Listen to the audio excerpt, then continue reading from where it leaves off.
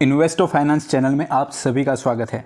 तो दोस्तों आज हम एक ही वीडियो में जियो फाइनेंस की लिस्टिंग के बाद एग्जिस्टिंग और नए इन्वेस्टर्स को किस तरह की रणनीति अपनानी चाहिए, साथ ही साथ जेएफएस के चेयरमैन की कमेंट्री और फ्यूचर आउटलुक यानी कि डेटा फैक्ट्स के साथ एनालाइज करेंगे और बिना कंफ्यूज हुए बजाज फाइनेंस का भी आउटलुक जानेंगे। तो दोस्तों जियो फाइनेंस के बगल में लग चुका है बीई यानी कि बैचलर ऑफ इंजीनियरिंग डिग्री नहीं मगर बुक एंट्री, जिसकी आगे चर्चा करेंगे। तो दोस्तों आज के दिन प्रीवियस क्लोजिंग यानी कि 261.85 जो कि प्राइस डिस्कवरी का लेवल था उधर से थोड़ा सा ऊपर ओपन होता है और 262.05 का हाई लगाकर लोअर सर्किट में यानी कि 248.9 पे क्लोज हो जाता है। और वॉल्यूम की भी बात करें तो 7 करोड़ के ऊपर का था, तो ये ध्यान में रखिएगा। तो दोस्तों जियो फाइनेंशियल सर्विसेज निफ्टी 50 का 51वां एक्टिव स्टॉक बन चुका है और साथ ही साथ सेंसेक्स 30 का 31वां स्टॉक। तो दोस्तों रिकॉर्ड डेट यानी कि 20 जुलाई को जो प्री ओपन सेशन में जियो फाइनेंशियल सर्विसेज की डिराइव्ड प्राइस रखी गई थी 261.85, उसके तहत निफ्टी 50 की वैल्यू अब तक डिराइव होते हुए जा रही थी। बट दोस्तों अब किसी भी स्टॉक को निकाले बिना इसकी वैल्यू ऐड करके निफ्टी 50 की वैल्यू गिनी जाएगी। और दोस्तों अब तक तो हालत ठीक है, क्योंकि जैसा कि हमने पहले भी डिस्कस करा था कि शुरुआती 10 दिनों में तो T2T यानी कि ट्रेड फॉर ट्रेड सेगमेंट में ये लॉक होगा, जो कि हमने बीई सेगमेंट में नोट करा था। और इसकी अपर और लोअर सर्किट की जो वैल्यू है वो 5% की लिमिट है, क्योंकि बाकी के इंडेक्स स्टॉक होते हैं उनमें ऐसा सर्किट ब्रेकर नहीं होता है। और कभी भी इन डेरिवेटिव सेगमेंट के स्टॉक में अगर सर्किट लगती है तो तुरंत ही टूट जाती है और ऐसा मौका नहीं मिलता है कि 5% पे ही आप बच जाएंगे। और दोस्तों जैसा कि हमने देखा कि शुरुआती क्षणों में तो स्लाइड प्रीमियम के साथ ओपन हुआ था, लेकिन उसके बाद 5% की लोअर सर्किट में ब्लॉक होके 248.9 पे क्लोजिंग होती है, जिसका रीज़न है selling bye passive index funds, यानी कि इसमें एक्टिव फंड मैनेजर्स नहीं होते हैं मगर निफ्टी की तरह इनको अपने पोर्टफोलियो को मैनेज करना होता है और ये ऑटोमेटेड फंड्स होते हैं, तो इन पे कोई अपना दिमाग लगा के लेवल्स पर बाइंग या सेलिंग नहीं करता है और सीधी बाय सेल हो जाती है एल्गोरिदम से। क्योंकि दोस्तों इंडेक्स में जो एंट्री हुई है वो परमानेंट नहीं है बल्कि टेम्पररी है, क्योंकि अभी के लिए तो नहीं है लेकिन आगे जाके हो सकता है अगर F&O में आए, फ्री फ्लोट शेयर जो होता है उसके क्राइटेरिया को फुलफिल करे, ये सब होगा तभी आगे जाके इंडेक्स में एंट्री मिल सकती है। लेकिन अभी के लिए अगर अगले 2 दिनों में सर्किट में बंद नहीं होता है तो थर्सडे वाले दिन ये स्टॉक जो है वो इंडेक्स से रिमूव कर दिया जाएगा। तो दोस्तों 3 में से 2 दिनों में अगर सर्किट लगती है तो इसका इंडेक्स में से एक्सक्लूजन जो है वो और 3 दिनों के लिए बढ़ा दिया जाएगा, जो कि आगे आने वाले दिनों में और भी दिक्कतों का सामना करवा सकती है इन्वेस्टर्स को। तो दोस्तों की इन्वेस्टर्स की बात करें तो गूगल, फेसबुक और ऑफकोर्स पिताश्री रिलायंस इंडस्ट्री जी। तो दोस्तों अभय अग्रवाल ने CNBC से खास बातचीत में कहा है कि जियो फाइनेंशियल की एंट्री से NBFC इंडस्ट्री में प्राइसिंग प्रेशर बढ़ेगा और आगे आने वाले समय में पेमेंट इंडस्ट्री के लिए जियो फाइनेंशियल बड़ा गेम चेंजर साबित होने वाला है, क्योंकि आगे चलकर जियो फाइनेंशियल को बैंकिंग लाइसेंस मिलने की भी उम्मीद है। ऐसे में निवेशकों के लिए जियो फाइनेंस एक अच्छा मौका बन सकता है, ऐसा इनका कहना है।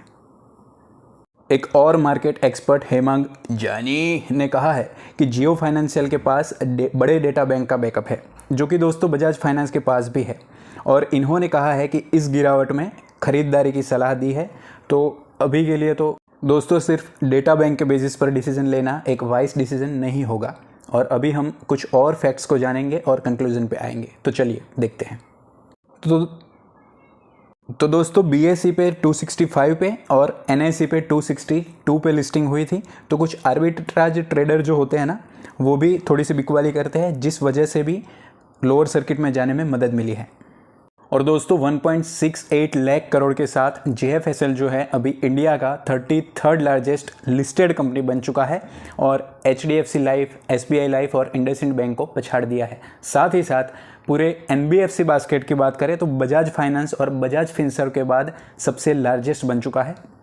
और दोस्तों कामत जी जो कि JFSL के नॉन एग्जीक्यूटिव चेयरमैन हैं, उन्होंने कहा है कि इनको लेट आने का फ़ायदा मिलेगा, क्योंकि जनरली हम कहते हैं कि अर्ली मूवर का एडवांटेज होता है जैसे कि टाटा मोटर्स, लेकिन इनका कहना है कि लेट आने से इनको ये फ़ायदा होगा कि ऑलरेडी जो टेक्नोलॉजिकल डेवलपमेंट हो चुके हैं उनको वो देखेंगे और अपने तरीके से ऑप्टिमाइज़ करके फुलेस्ट एक्सटेंट तक फ़ायदा लेंगे और इस वजह से आगे आने वाले कुछ समय में, जो कि हम डिस्कस करेंगे, तो full service financial sector player बन जाएगा JFSL। तो दोस्तों आज स्टॉक 5% की लोअर सर्किट में इस वजह से बंद हुआ था कि आर्बिट्राज ट्रेडर, जो कि हमने अभी डिस्कस करा, और रिलायंस के इन्वेस्टर्स जिनको फ्री में यानी कि बिना कोई एक्स्ट्रा पैसा लगाए जो स्टॉक मिल चुका था, उन्होंने अपने प्रॉफिट्स को बुक करा है, जिनको कि NBFC सेक्टर में दिलचस्पी नहीं है। साथ ही साथ कुछ मल्टीपल ब्लॉक डील्स भी हुई थी, जिसकी वजह से 5% की लोअर सर्किट में बंद हो चुका है। और दोस्तों सिर्फ एग्जिस्टिंग शेयर होल्डर्स ही नहीं, लेकिन स्टॉक की बोनस और स्प्लिट की जैसे न्यूज़ होती है, ऐसी ये स्पेशल अपॉर्चुनिटी थी। ऐसे भी कुछ लोगों ने रिलायंस के स्टॉक को खरीदा होगा सिर्फ और सिर्फ इस JFSL की लिस्टिंग के बाद टेम्पररी फ़ायदा लेने के लिए उन्होंने भी अपने प्रॉफिट्स को बुक करा है। और दोस्तों CLSA, जो कि एक ब्रोकरेज फर्म है, जो कि बजाज फाइनेंस को भी 5000 और 5500 पे तोड़ने का प्रयास करता रहता है, इन्होंने अपने इंडिया फोकस पोर्टफोलियो जो है उनमें से JFSL की एग्जिट लेने का फैसला कर दिया था शुरुआती 30 मिनट्स में ही, क्योंकि उनको बैंक्स ज़्यादा पसंद है। तो दोस्तों शेयर होल्डिंग पैटर्न का डेटा आ चुका है। तो 46% जो है रिलायंस के पास, 7% LIC के पास और 2% में आप कुछ कंपनीज़ के नाम देख सकते हैं। सो दोस्तों JFSL के बिजनेस प्लान की बात करें तो फाइनेंशियल प्रोडक्ट्स को डिजिटली डिलीवर करना है, जिसमें कि कंज्यूमर लोन्स, मर्चेंट यानी कि व्यापार वर्ग, और MSME यानी कि micro small and medium enterprises यानी कि छोटे छोटे बिजनेसेस जो है, साथ ही साथ पेमेंट और पेमेंट बैंक्स का सॉल्यूशन, और इंश्योरेंस में भी ये उतर चुके हैं। और AMC जो कि ब्लैक रॉक के साथ इन्होंने जॉइंट वेंचर करा था, जो कि हमने लास्ट वीडियो में भी डिस्कस करा था, उसमें भी ये एंटर कर चुके हैं। तो ये पूरा कंबाइंड पोर्टफोलियो है इनका। तो दोस्तों ये पॉइंट जान लेना बहुत इंपॉर्टेंट है कि JFSL जो है वो अभी के लिए NDSI यानी कि non depositing systematically important firm है, जो कि आगे आने वाले 6 महीनों में कोर इन्वेस्टमेंट कंपनी यानी कि CIC बन जाएगी बजाज फाइनेंस की तरह, और वो कैटर करेगी बिजनेस को Reliance retail finance, Reliance payment solution, Jio payment bank और Reliance retail insurance broking company के अंडर। और दोस्तों ये डेटा हमारे पास भी था ग्रे मार्केट प्रीमियम यानी कि GMP का, लेकिन हमने डिस्कस नहीं करा था काफ़ी यूट्यूबर्स की तरह, क्योंकि हमने कुछ और परफेक्ट डेटा पॉइंट्स के साथ एनालाइज करा था, जिसकी लिंक मैं आपको आई बटन पे दे दूंगा। तो साथ ही साथ अभी के लिए ये जान लीजिए दोस्तों कि ये जो ब्लूमबर्ग का डेटा आया था, उसमें इन्होंने ऐसा कहा था कि वो सरप्राइज़ नहीं होंगे अगर डिस्कवर्ड प्राइस से भी ऊपर ओपन होगा, यानी कि 261 से भी ऊपर जाएगा। लेकिन सिचुएशन क्या हो चुकी है आप देख ही सकते हैं, 5% की लोअर सर्किट पे बंद हो चुका है। और दोस्तों इनका कहना था कि हाइप सिर्फ इस वजह से था क्योंकि ये सिंपली रिलायंस ग्रुप से बिलोंग करता है। साथ ही साथ कुछ ब्रोकरेज फर्म्स जैसे कि Motilal Oswal, HDFC security, ICICI security और मॉर्गन स्टैनली ने भी बाय की रेटिंग्स दे दी थी जियो फाइनेंशियल सर्विसेज को। लेकिन आप ध्यान से देखिएगा कि हमने अपना व्यू कैसा प्रोवाइड करा था, परफेक्ट डेटा पॉइंट्स के साथ। और दोस्तों 10 बजे के आसपास BSE की जो कॉन्फ्रेंस हुई थी, उसमें JFS चेयरमैन KV कामत ने ये कहा था कि जियो फाइनेंशियल सर्विसेज जो है वो इंडिया की जो ग्रोथ मोमेंटम चल रही है उसका भागीदार बनेगा, और अगले 8 से 9 सालों में भारत की GDP दुगनी होने वाली है। और JFS देश के फाइनेंशियल सेक्टर में एक अहम प्लेयर के दौर पर उभरेगा, जिसमें मैं भी सहमत करता हूँ। लेकिन उन्होंने आगे ये भी कहा था कि भारत की ग्रोथ स्टोरी डिजिटल स्टोरी है और जियो फाइनेंशियल से इंडिया को ग्रोथ स्टोरी में मदद मिलेगी। तो इसमें थोड़ी सी ज़्यादा हो गई थी। सो दोस्तों कुछ की रिस्क्स भी है जो कि इसके साथ एसोसिएटेड है, क्योंकि ये कंपनी रिलेटिवली न्यू है और साथ ही साथ प्रॉफिटेबल नहीं थी पास्ट में, जिसका डेटा हमने पिछले वीडियो में पूरी डिटेल के साथ और बजाज फाइनेंस के कंपैरिजन के साथ एनालाइज करा था, तो वो देख लीजिएगा। और साथ ही साथ कंपटीशन जो बढ़ रही है उसका भी इन्होंने पॉइंट मार्क करा है, जो कि सही है।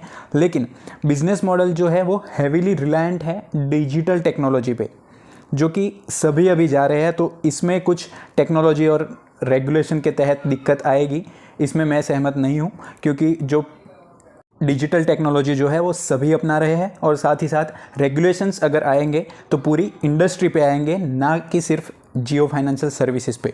तो ये तो कोई दिक्कत वाला पॉइंट है ही नहीं। सो दोस्तों अब हम पहुंच चुके हैं फाइनल पार्ट में। तो लॉन्ग टर्म में तो अच्छी डेटा बैंक, साथ ही साथ रिलायंस की अच्छी बैलेंस शीट का फ़ायदा और डिजिटल फर्स्ट अप्रोच जो है, साथ ही साथ इस पूरे सेक्टर की ग्रोइंग डिमांड जो है, इन सब का फ़ायदा मिलेगा और इनका बिजनेस मॉडल भी अच्छा ही है, तो इनको ग्रोथ मिलेगी ही। लेकिन शॉर्ट टर्म में तो दोस्तों हमने रीजंस जो डिस्कस करे हैं, साथ ही साथ हाई वैल्यूएशंस की वजह से दिक्कतें तो रहेगी ही। सो फाइनल वर्डिंग्स में 5 साल से लंबी अवधि वाले जो लोग हैं वो तो कंसिडर करेंगे ही, और बाकी के लोग अभी के लिए होल्ड करेंगे और फुल्ली फंक्शनल बैंक और एनबीएफसी में ध्यान देंगे, क्योंकि अभी के लिए इसका जो बिज़नेस है पूरा टर्नओवर भी इतना नहीं हो रहा है जितना कि होना चाहिए। और दोस्तों बजाज फाइनेंस का तो सब कुछ कटने के बाद जो नेट प्रॉफिट होता है ना, वो भी जियो फाइनेंस के रेवेन्यू यानी कि पूरी कमाई से कई गुना है। साथ ही साथ ग्रोथ परसेंटेज जो है उसकी भी हमने पिछले वीडियो में पूरी डिटेल में एनालिसिस करा है, तो उसकी हमने इस वीडियो में जो कि 48,000 लोगों ने देख लिया है उसमें डिटेल में चर्चा करी है, जिसकी लिंक मैं ऊपर आई बटन पे भी दे दूंगा। और साथ ही साथ कल के दिन स्मॉल कैप वीडियो भी अपलोड हो चुका है, जिसके लेवल आज ही की तरह कोई रेकमेंडेशन नहीं है, मगर हमने डेटा फैक्ट्स के साथ चर्चा करी है, जैसे कि आप बालाजी अमाइंस के वीडियो में भी देख सकते हैं। एक ही वीडियो आपके लिए इंपॉर्टेंट रहेगा, और भी कई सारे इंपॉर्टेंट कंपनीज जैसे कि ईज माई ट्रिप और वीबीएल और डीमार्ट के भी डिटेल्ड केस स्टडी अपलोड हो चुकी है, तो वो देख लीजिएगा। अगर वीडियो पसंद आता है तो लाइक कीजिएगा, और अगर पूरा देखा है तो कमेंट्स में येस ज़रूर लिखना ताकि मेरा मोटिवेशन बढ़ जाए, और अगर पसंद आता है तो सब्सक्राइब कीजिएगा। धन्यवाद। Happy investing.